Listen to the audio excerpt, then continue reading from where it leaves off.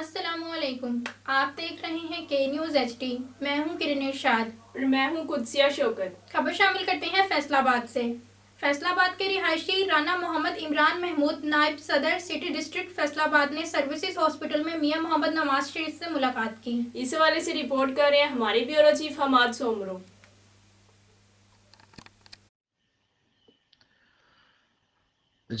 آج رانا محمد عمران محمود نائب صدر پاکستان مسلم لیگ نون سٹی ڈسٹرکٹ فیصل آباد نے سروسز ہسپتال میں سابق وزیر اعظم میاں نواز شریف سے اپنے وفد کے ساتھ ملاقات کی اور ان کی عیادت کی۔ دوران ملاقات انہوں نے میاں نواز شریف سے صحت یابی کے بارے میں پوچھا اور ان کے لیے دعائیں خیر کی۔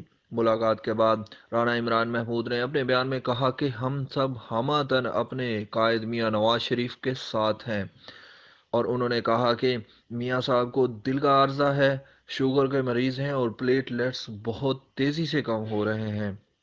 ہم وزیر اعظم عمران خان کے شکر گزار ہیں کہ انہوں نے ہماری اپیل قبول کی اور علاج کے لیے لندن لے جانے کی اجازت دے دی۔ بیان کے بعد کارکنان کے ساتھ مل کر میاں نواز شریف کی صحت یابی کے لیے دعا کی اور مٹھائیاں تقسیم کی۔